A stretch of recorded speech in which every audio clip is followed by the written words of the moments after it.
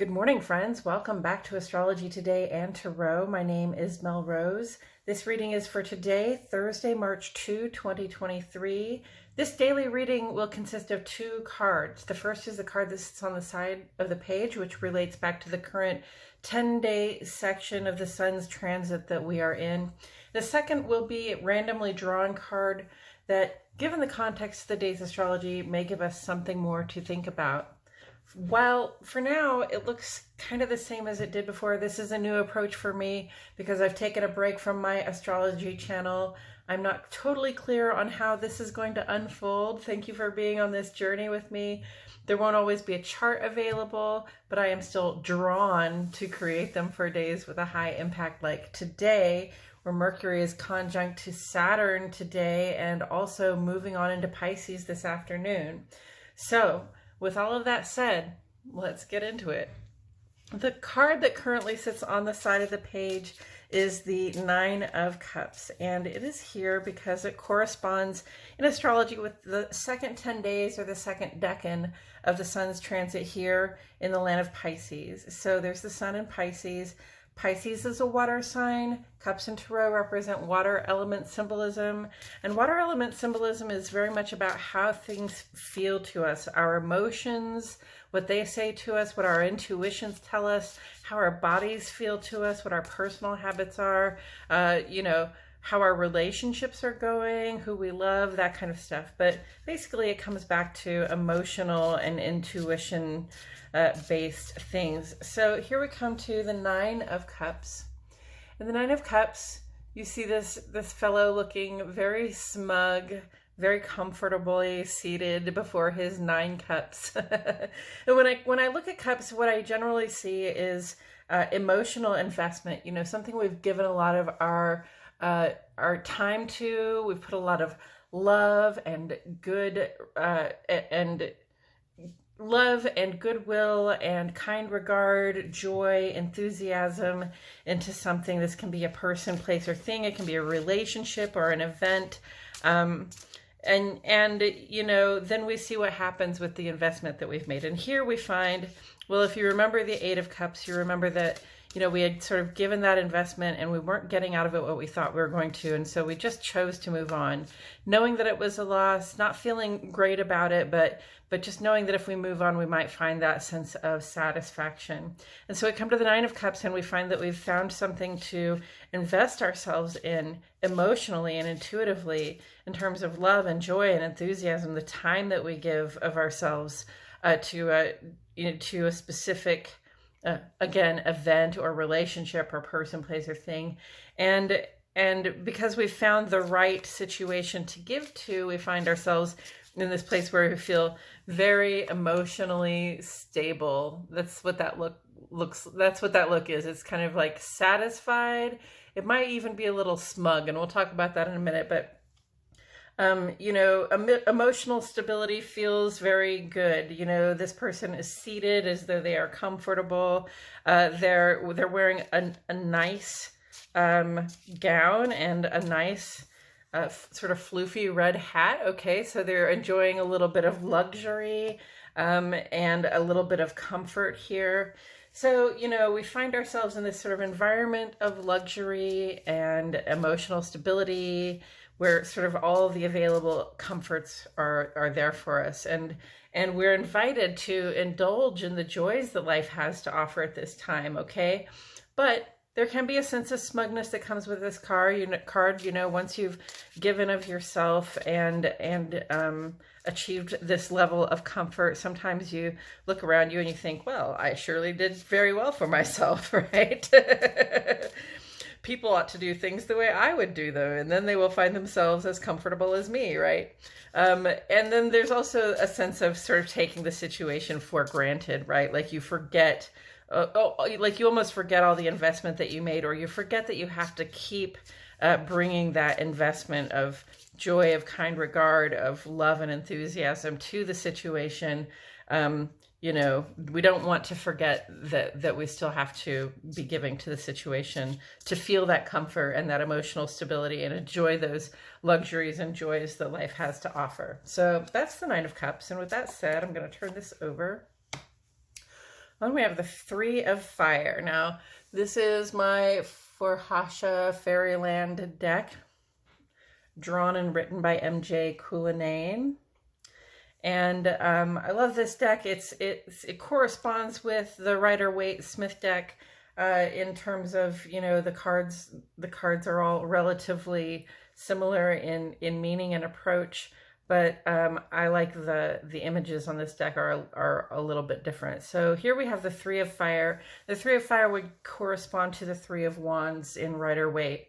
So Three of Wands, Three of Fire, we see this person sort of, you know, spreading their wings, getting ready to fly, right? Feeling the energy and the action and the forward motion of what it is that they're about to do. And you see this person sort of looking out, you know, sort of looking up and out as they're spreading their wings, as their hands and their head are sort of on fire with this sense of potential, this sense of enthusiasm and joy that they have to give.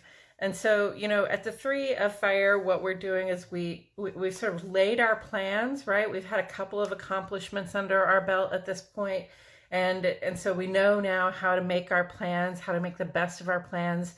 And with the Three of Fire, you can see that you're on your way. You can kind of, you know, you've set your goal in mind. You've laid out the steps to get there. You know what it's going to take to get there. You can kind of see the obstacles that might be coming up in your way. You can kind of see the things that might help you, you know, like the things you can take advantage of to speed your progress. And, you know, it's a very looking ahead kind of vibe, knowing that you can see the light at the end of the tunnel, or you can see that goal on the far shore. You can see everything that stands between you and it, and it's fully manageable, right? It's a very optimistic card, and it's a ready to go card. It's not like we have made this accomplishment. It's, pardon my Missouri speak there. It's not like we have gone ahead and made this accomplishment, but you know, we know that we are on our way, and we have the confidence, and we have the spirit of action and enthusiasm to get us there. We have the sense of foresight that sometimes comes with fire element symbolism too.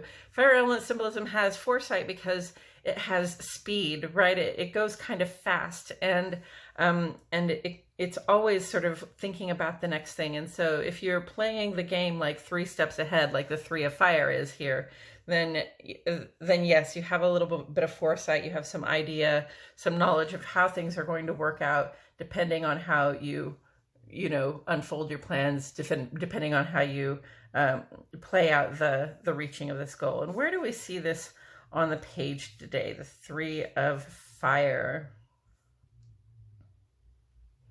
Well,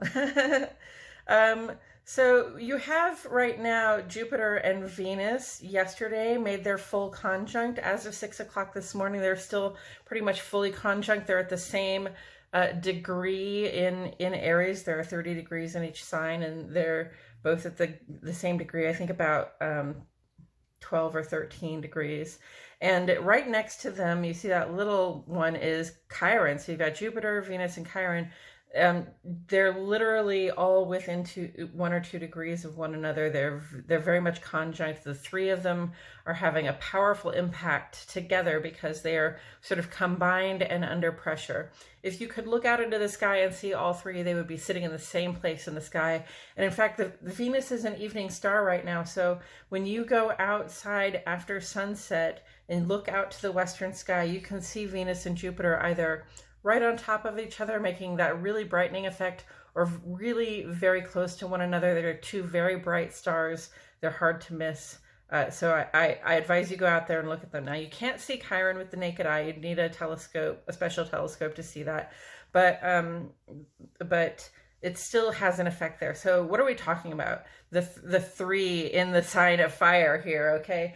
Aries is our cardinal fire sign. It's the only fire sign we have really anything going on in.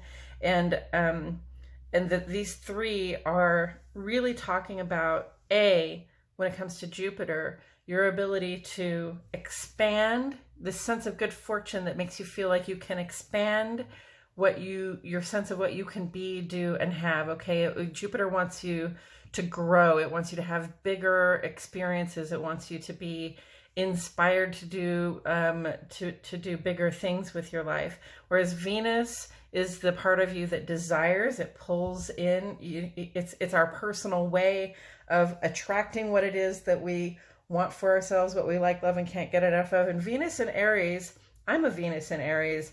Venus in Aries is a time when that desire, that attraction, that pulling power that we exercise is a little more assertive, which is a little bit opposite from Venus. You know, drawing things in is not necessarily an assertive thing, but it can be done in an assertive way. You know, like if you meet a Venus Aries and they're interested in something you have, they're going to just tell you, hey, I'm interested in that. How can I get it? You know, that's how Venus in Aries draws things in. So that's where we're at with Venus right now.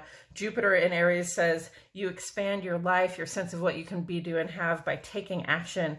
And then Chiron in Aries is about, healing our sense of belonging in the world. We all have these experiences often when we're younger where we feel excluded, left out, pushed aside, not welcome, embarrassed, put on the spot. You know, we get these social woundings where people don't include us, or they include us in a way that makes us feel like we're not really part of the group, right? And that can be a hard thing, and it has an impact on you for the long term. A lot of people my age, around 50, have Chiron in Aries too, so this is really a time when we're revisiting those old social wounds and really kind of noticing like what we've allowed to fall away, what doesn't bother us anymore in terms of those old embarrassments or those old sort of slights or misjudgments or mistreatments by the community and the collective, the kids at school, whatever. So Chiron is about healing those old wounds. It's about re-examining them and deciding what we can let go of.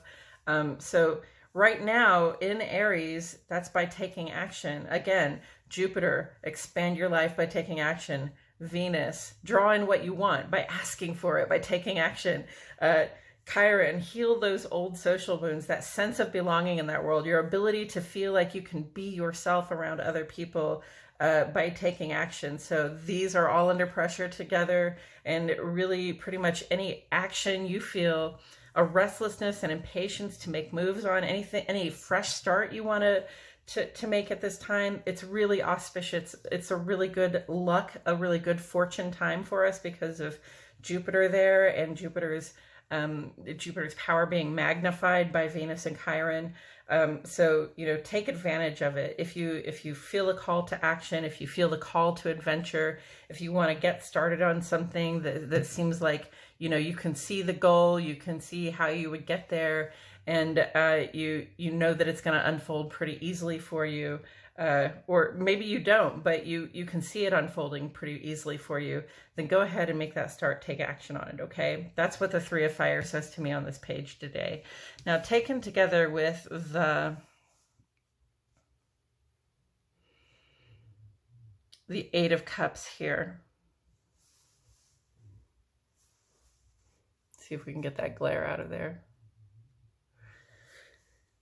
Not the Eight of Cups, but the Nine of Cups, that sense of comfort, emotional stability, luxury, satisfaction, even a little bit of smugness, a little bit of, yeah, I did it. I made the right choices. I invested my heart and my enthusiasm and my joy and my love in something that's really working out for me. And now I can sort of sit here and be comfortable and have nice things and enjoy the way it feels without, without having a bunch of emotional ups and downs. That's really a positive card. And this is really positive too. So, gaining emotional satisfaction again, when we take action, right? When you think about that Venus is always trying to draw in what we like, love, and can't get enough of. That is about emotional satisfaction. It's about being satisfied. It's about fulfilling a desire, right? So, we can fulfill our desires, and we can expand our sense of what we can be, do, and have, and we can, let go of some old triggers and social wounds right now when we are active, when we are making plans and working in the direction of those goals, which the moon is a waxing gibbous right now. So we should be sort of out of the plan making and into the, actively moving towards the completion of some goals, so that when we come to that full moon next Tuesday, then we will have something to celebrate, right? So, there is a lot of emotional action, a lot of emotional satisfaction, a lot of security and comfort to be gained by knowing that you can take action, that you can do something yourself, and also in collaboration with others. Don't feel like you have to do everything by yourself. Okay, this is more like a leadership thing, right? You have the idea and you implement the strategies, and if you have people to help you, you can have people help you for sure. There's a lot of emotional satisfaction that comes from setting a goal and taking the action to complete it. Being able to look ahead, knowing what's going to come up for you, taking advantage where you can take advantage, surmounting those obstacles because you knew they were coming, and reaching that goal.